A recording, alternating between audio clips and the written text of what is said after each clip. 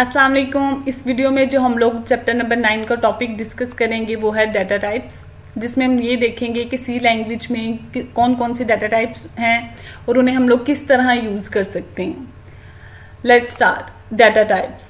अब डाटा क्या होता है? जब भी हम लोग प्रोग्राम में कोई चीज़ या कोई ऑपरेशन परफॉर्म करना होता है या कोई कैलकुलेशन परफॉर्म करनी होती है तो उसके लिए कोई ना कोई वैल्यूज़ हम लोग एंटर करते हैं।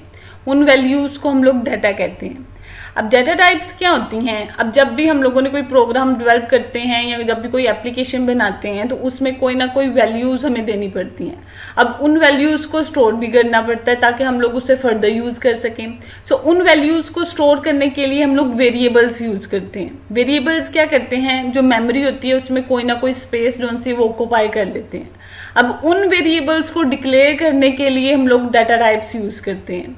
अब डाटा टाइप्स क्या करती हैं? डाटा टाइप्स डिफाइन करती हैं सेट ऑफ वैल्यूज को एंड सेट ऑफ ऑपरेशंस को that can be perform on those values.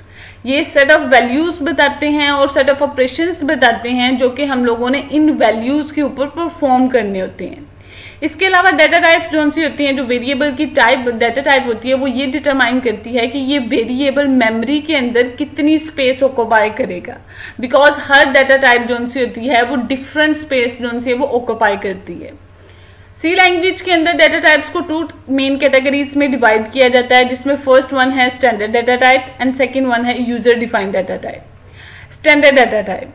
Standard data types हमारे पास वो डाटा टाइप्स होती हैं जो कि as a part of language के तौर पे डिफाइन की जाती है। मींस कि जो कि लैंग्वेज का पार्ट होती हैं, जो कि प्री डिफाइंड होती हैं, वो स्टैंडर्ड डाटा टाइप्स होती हैं।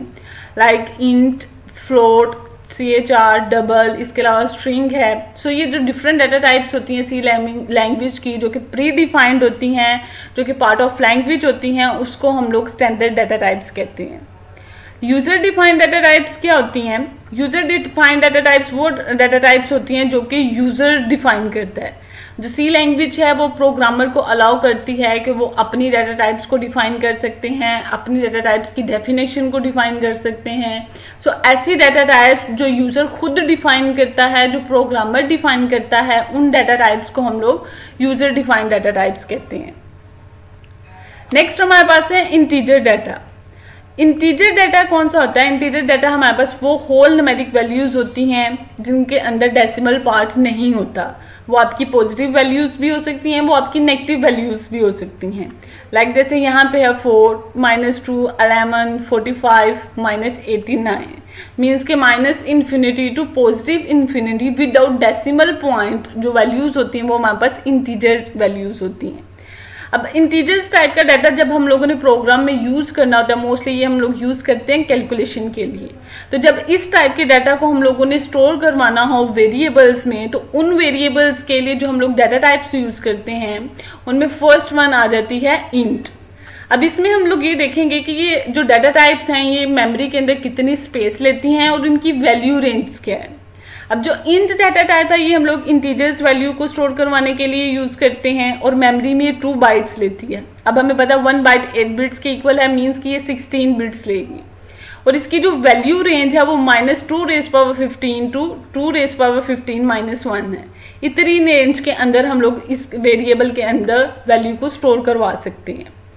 सेकेंड जो हमारे पास डाटा टाइप आ जाती है वो है शॉर्ट। शॉर्ट भी हम लोग इंटीजर्स टाइप वैल्यू को स्टोर करवाने के लिए यूज करते हैं और ये 2 बाइट्स लेती है मेमोरी में और इसकी जो वैल्यू रेंज होती है ये -2^15 टू 2^15 -1 है। अब इस टाइप के वेरिएबल्स को डिक्लेयर करने के लिए हम लोग जो डाटा टाइप यूज करते हैं वो आप शॉर्ट इंट भी यूज कर सकते हो या सिंपल शॉर्ट भी यूज कर सकते हो। नेक्स्ट जो डाटा टाइप आती है हमारे पास वो है लॉन्ग इंट। अब लॉन्ग इंट हम लोग तब यूज करते हैं जब हम लोगों ने लार्ज इंटीजर्स वैल्यूज को स्टोर करवाना हो और ये मेमोरी के अंदर 4 बाइट्स लेती है और इसकी जो वैल्यू रेंज है वो -2^31 टू 2^31 -1 है। अब लॉन्ग इंट टाइप के वेरिएबल्स को डिक्लेयर करवाने के लिए हम लोग जो डाटा टाइप यूज करते हैं वो लॉन्ग इंट भी यूज कर सकते हैं या सिंपल लॉन्ग भी यूज कर सकते हैं। नेक्स्ट हमारे पास जो है वो अनसाइंड डाटा टाइप है। अनसाइंड का मतलब होता है पॉजिटिव वैल्यूज। तो जब हम लोगों ने सिर्फ पॉजिटिव इंटीजर्स वैल्यूज को डिफाइन करना हो उस केस में हम लोग ये डाटा टाइप यूज करते हैं और ये जो स्पेस लेती है मेमोरी में ये 2 बाइट्स की लेती है और इसकी जो वैल्यू रेंज है वो 0 टू 2^16 -1 की है। और इस टाइप के वेरिएबल्स को डिक्लेयर करने के लिए जो हम लोग डाटा टाइप यूज करते हैं वो आप अनसाइंड इंट भी यूज कर सकते हो या सिंपल अनसाइंड भी यूज कर सकते हो। लास्ट वन जो डाटा टाइप आती है वो हमारे पास unsigned long int data type. जो unsigned long int data type है ये हम लोग लार्ज पॉजिटिव इंटीजर्स वैल्यूज को स्टोर करने के लिए यूज करते हैं और ये मेमोरी में 4 बाइट्स लेती है और इसकी जो वैल्यू रेंज है वो हमारे पास ये है। अब जो इंटीजर्स टाइप हम लोगों ने देखा कि पॉजिटिव और नेगेटिव दोनों वैल्यूज को स्टोर करने के लिए यूज किया जाता है।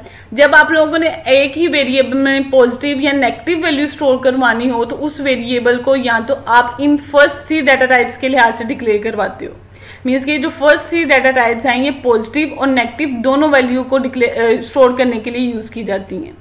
जो लास्ट 2 डाटा टाइप्स हैं ये हम लोग ऐसे वेरिएबल्स को डिक्लेयर करने के लिए यूज करते हैं जिसमें सिर्फ और सिर्फ हम लोगों ने पॉजिटिव वैल्यूज को स्टोर करवाना होता है। नेक्स्ट हमारे पास आ जाती है CHR data type. CHR data type हम लोग यूज करते हैं कैरेक्टर्स को स्टोर करवाने के लिए और ये जो सा है एक वक्त में सिर्फ सिंगल कैरेक्टर ही स्टोर करता है। आपके कैरेक्टर्स में आपके अल्फाबेट्स आ जाते हैं, स्पेशल कैरेक्टर्स आ जाते हैं या कोई भी डिजिट्स हो सकते हैं। अब जो CHR है ये मेमोरी में 1 बाइट लेती है, ठीक है। इस टाइप का जो वेरिएबल होता है वो मेमोरी में 1 बाइट को ऑक्यूपाई करता है। अब जब भी हम लोगों ने कोई वेरिएबल CHR टाइप का डिक्लेयर करवाया होता है और उसके अंदर जब हम लोग कोई करेक्टर असाइन करवाते हैं तो उसमें उस करेक्टर की बजाय जो उसकी आस्की वैल्यू होती है वो स्टोर की जाती है। मीन्स के जो करेक्टर हम लोग किसी वेरिएबल को असाइन करवाते हैं तो मेमोरी में वो करेक्टर स्टोर नहीं होता, उसके ऑपोजिट जो उसकी आस्की वैल्यू होती है वो स्टोर की जाती है। बिकॉज वो हमारे पास जो सिस्टम है, जो मशीन है, वो 0-1 की फॉर्म में डाटा जो है अंडरस्टैंड करती है। अब फॉर एग्जाम्पल लाइक जैसे यहाँ पे देखें तो हमने CHR टाइप का एक वेरिएबल लिया CH और उसको जो वैल्यू साइन करवाई है वो है 2। अब इसी तरह हम लोगों ने यहाँ पे वैल्यू साइन करवाई है A। अब जब ये हमारे पास मेमोरी के अंदर ये वैल्यू स्टोर होगी तो A की बजाय इसका जो आस्की कोड होगा वो मेमोरी के अंदर स्टोर होगा। सो A का आस्की कोड हमारे पास होता है 65, तो इसका जो 65 आस्की वैल्यू होगी वो मेन मेमोरी के अंदर स्टोर हो जाएगी। अगर हम लोग 4 डाटा टाइप के साथ साइंड या अनसाइंड कीवर्ड्स को यूज करें तो वो कैसे होगा। अब अनसाइंड का मतलब होता है पॉजिटिव, तो जो CHR डाटा टाइप होती है बाय डिफॉल्ट पॉजिटिव टाइप की वैल्यूज को स्टोर करती है। मीन्स ये बाय डिफॉल्ट अनसाइंड होती है बिकॉज इसमें जो हमारे पास आज की वैल्यूज होती हैं अल्फाबेट्स की, स्पेशल कैरेक्टर्स की और डिजिट्स की, ये हमारे पास पॉजिटिव होती हैं, 0 to 255 रेंज के दरमियान में होती हैं। सो ये by default unsigned keywords unsigned data को स्टोर करने के लिए यूज की जाती हैं। जो साइंड जब हम लोगों ने CHR के अंदर CHR टाइप के वेरिएबल के अंदर कोई नेगेटिव वैल्यू स्टोर करवानी होती है तो उस केस में हम लोग उसके साथ साइंड कीवर्ड यूज करते हैं और इसकी जो रेंज होती है ये -128 से लेके 127 तक की होती है। तो ये हमारे पास 2 डाटा टाइप्स हैं जो हम लोग यूज करते हैं अपने वेरिएबल्स के अंदर डिफरेंट टाइप्स के डाटा को स्टोर करवाने के लिए। सो जब भी आपने कोई सिंगल कैरेक्टर स्टोर करवाना है उसके लिए आप CHR डाटा टाइप यूज करोगे और जब भी आपने इंटीजर्स टाइप की वैल्यू स्टोर करवानी है, मींस वो पॉजिटिव हो सकती हैं, नेगेटिव हो सकती हैं, बट वो विदाउट डेसिमल पॉइंट होनी चाहिए, तो उस केस में हम लोग इंटीजर्स डाटा टाइप्स को यूज करेंगे। सो आज का लेक्चर हमारा यहीं पे खत्म हुआ। Thank you, Allah Hafiz.